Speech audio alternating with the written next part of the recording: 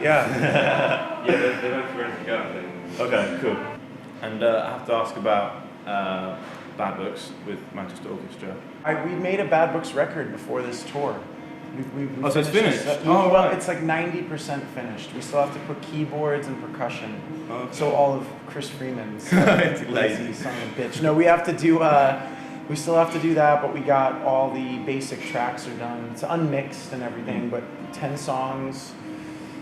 I think it's really good. I think it feels more like a band than the last one did. But yeah, because I was gonna, because your songs on the first Bad Books record, you just brought them in, didn't you? They were kind of both like that. I mean, Andy's songs were more generated at the recording, but they weren't like stuff that we'd worked on together prior at all. It was like I brought in stuff, he brought in stuff, and then they became songs. This one was a little bit more like that too, but the way they got built was really collaborative. Like I feel like it feels a lot more like us, and a lot less like this is a Kevin song that these guys are playing on. This is an Andy song that these guys are playing on. You know what I mean? Yeah. It feels more like a piece. But I guess with the first record, some of the Andy stuff felt a little more that way because Manchester is it's almost all of their band is in that band, and they know what to do. Yeah. And I think it took a little while to learn how to make that same experience for my songs as well. Is it weird going? Because obviously they hang out all the time. I'm sure you see them a lot, but not. It's a different experience for sure. Yeah. So you go in there. I mean, do you ever? I guess I was going to ask if you ever, because I mean you have pretty much sole creative control over what you do, and then I imagine Andy has most of control over Manchester stuff. So when you come together, do you fight? Do you throw things at each other? Well, yeah, we throw a lot of things at each other. We throw a lot of things at each other, idea-wise, not physically. Oh, right. No one's throwing amps or anything. And maybe there's been like 2 hairy moments making both records. Oh, okay. It's pretty agreeable. Yeah. I mean, I feel like because we also both have an immense amount of respect for the other person's instincts, and but there, and I think if one of us really feels strongly about seeing something through, the other one will go for it, and then if it doesn't work, we'll be like, I don't think that's it, But yeah, it's a different experience for sure going into something like that than it is making stuff on my own, or even with the band, which has become a lot more collaborative, and these guys definitely have creative input now for sure when they're playing. It's definitely a different experience though, and I'm sure it is for Andy too. But I think that's good. I think we get good things out of each other because we have to give over a little bit of that control. So yeah, I think so. And back to, we brushed over it briefly, but touring sort of solo and band, do you have a preference, and what are the sort of pluses and negatives of them both?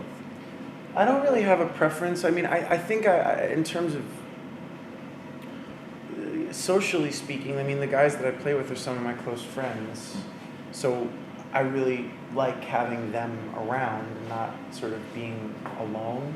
I also like being alone too. I mean, everyone needs that solitude now and again. And from a mental health perspective, there's pluses and there's pluses and negatives to both. I mean, I think when you're alone, you can kind of get into your own head too much sometimes, but you can also have some breathing room. Yeah. When you're with your friends, you have camaraderie and that kind of. There's a lot of fun, a lot of like laughs, and a lot of, and also if you start to freak out, there's people you can talk to. Yeah. But also there's not a lot of privacy, and there's not a lot. It's just the nature of doing what we do. There's pluses and minuses to both, and it totally depends on how the way the wind blows, which one I prefer. I know that if I do either one for too long, you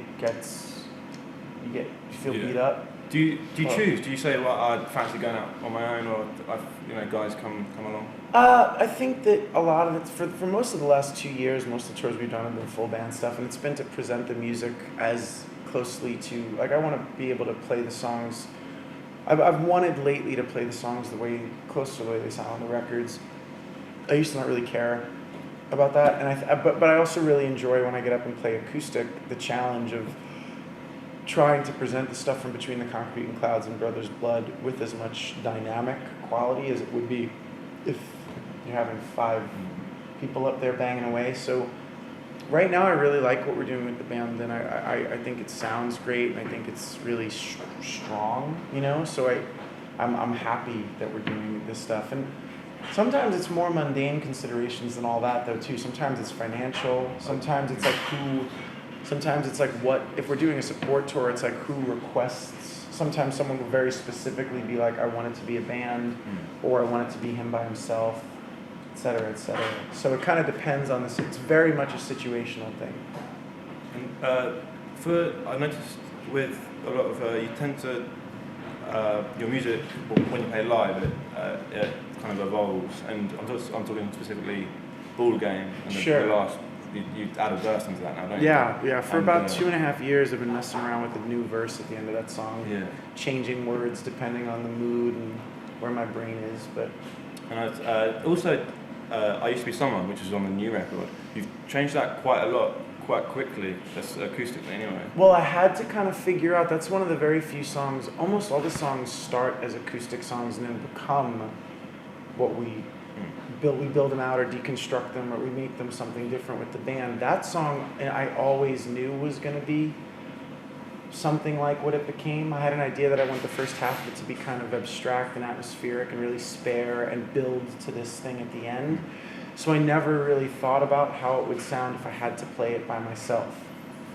And then I was having to do this in-store for the record when it came out at this record shop in Long Island, and I was thinking, Looney Tunes. yeah, and I was like, how the hell do you play that song if you don't have everybody?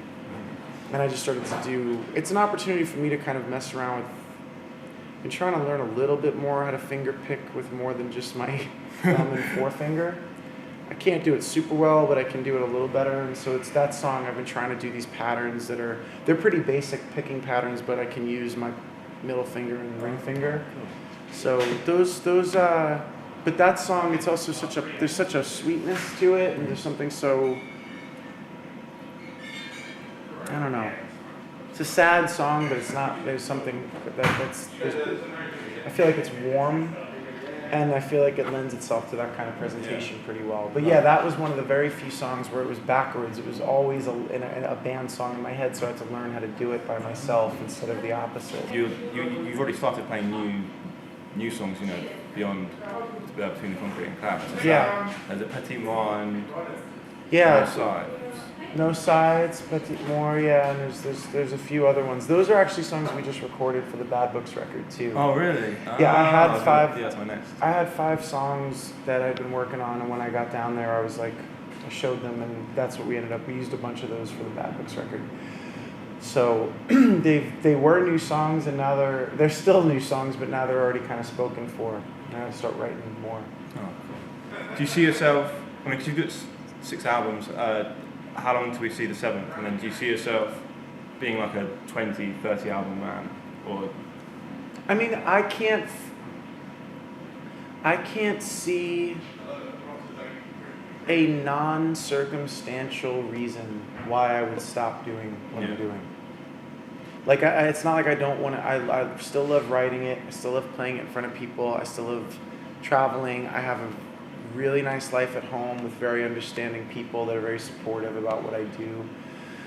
I don't have children or anything like that, and I could see that being obviously. But I also know people. I have friends like Dave Bazan or Matt Pryor from Get Up Kids. Or I mean, there's people who have families that I know personally that do it and make it work. It's a lot of work, but if you have the right situation, it's not an impossible thing to do. The only way I could see really is if I had a sea change where I was just burnt on it, or if it became something that was totally financially untenable. Like if I got to a place where it was like people stopped caring, people stopped coming, and I was spending money to go out and play, then it doesn't mean I'd stop writing songs or making music or whatever. It just means I don't know if I would tour the way I do. Yeah. So, for right now, though, the 7th one, I would imagine, I think probably not till late next year or early 2014 even. You know what I mean? Because I think this record, we're still going to be touring this record probably through like September at least. And then we're going to probably do some stuff around that Bad Books record too. So I probably wouldn't start recording a new Kevin Devine record until early next year. So we'll see. But I would love to. I mean, it's what I want my life's work to be. Yeah. So if I could very easily see making. It'll be 7 by the time I'm 33. So I mean, I don't know. If I keep going at that rate, I could get to 15 by 43. Yeah. Then it depends how long I'm around for. Need at I least guess. 30, I think. Yeah, that can be a good goal. Yeah. We can sit here and talk about it, and we're both old men. Yeah. Yeah. I hope so. Cool. Well, Kevin Devine. Thank you. Thank you so much. Oh no, It's been my great. pleasure. No, Thank you. so much. Hope your right arm doesn't fall off.